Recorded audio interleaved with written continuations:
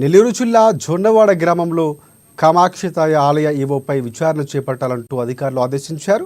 ఆలయ ఈవో అర్వాభూమి శ్రీనివాసరెడ్డిపై ఇక భక్తులు దేవాదాయ శాఖకు ఫిర్యాదు చేశారు. ఈ నేపథ్యంలో దేవాదాయ శాఖ ఉప కమిషనర్ పోరెడ్డి శ్రీనివాసరెడ్డి ఆలయం వద్దకు చేరుకుని విచారణ చేపట్టారు.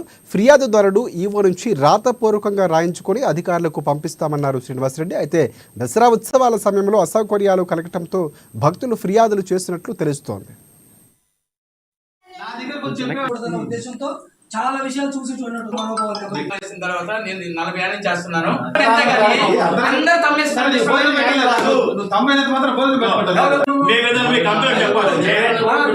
భక్తులకి నవరాత్రుల్లో కాళరాత్రి నవాలు దర్శనానికి పంపించలేదని ఒకటి, ఇంకోటి వచ్చి అన్నదానం పోయినప్పుడు మమ్మల్ని బయటికి పంపించేశారన్నది ఒకటి. అదేవిధంగా మూడోది వచ్చి ప్రదక్షిణాలు చేసుకున్నప్పుడు భక్తులకి అంటే వాళ్ళందరినీ రాత్రులు నిద్ర చేసే అలవాటు ఉంటే వాళ్ళందరూ కూడా సాపలేసి కొనుక్కుంటారు, వాళ్ళందరినీ కూడా పంపించలేదనేది ఈ 3 కంప్లైంట్ల మీద విచారణ నిమిత్తం ఉప కమిషనర్ గారు రావడం జరిగింది.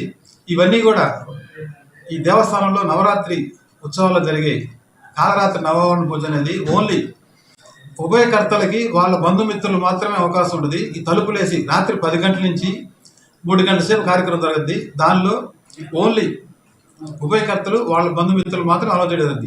ఈ కార్యక్రమం అనాదిగా వచ్చినది, దీనికి భక్తుల్ని అలౌ చేయదు. నైట్ ఇంచుమించు 2-2:30 దాకున్నాం. నాకు 58 సంవత్సరాల వయసు, బీపీ షుగర్ ఉంది. అయినా అమ్మని సేవలో ఉండేవాడిని. నిత్యం నేను కనీసం నాకు 50-60 వేల రూపాయలు ఖర్చు పెడతాను. నేను నిష్ఠగా ఉంటా, అది అందరూ తెలుసు. ఆ స్వామికి కూడా నేను అభిషేకం కూడా ఇచ్చా, అయిపోయింది. ఆ రోజు దర్శనం ఉంటుందని ఆశతో వచ్చాము. ఇన్ని సంవత్సరాల నుంచి నేను వస్తున్నా. ఏ రోజు కాళరాత్రి పూజ ఎప్పుడు దర్శనం మాకు ఇచ్చారే కానీ రిటర్న్ అంటూ పంపేయిన తర్వాత మా కళ్ళ ముందే ఆ సైడ్ నుంచి వేరే వాళ్ళు వెళ్ళిపోతున్నారు. ప్రసాద్ నేను అడిగా మన కొండని అతన్ని, ఏమైనా మా తెలియదో పో ఇవ్వకడు పో.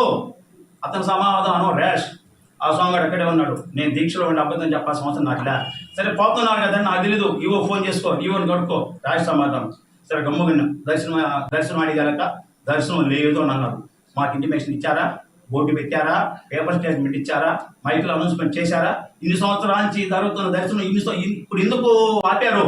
దాని నిమిత్తం కమిషనర్ గారు నన్ను ఎంక్వైరీ చేసి అసలు ఏం జరిగింది ఒక స్టేట్మెంట్స్ తీసుకొని ఒక రిపోర్ట్ సమగ్రమైన నివేదిక ఇవ్వమన్నారు.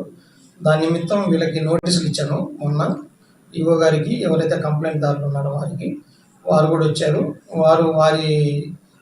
వారికి జరిగినదన్నీ కూడా వివరించారు. దాన్ని నేను ఒక స్టేట్మెంట్ రూపంలో ఇవ్వమన్నాను. దానికి అనుగుణంగా ఈవో గారిని కూడా నేను అసలు ఎట్లా జరుగుతుంది ప్రాసెస్, ఈ విధంగా కంప్లైంట్ వచ్చింది, నీ యొక్క వాయిస్ ఏందని చెప్తే ఈవో గారు కూడా తను జరిగి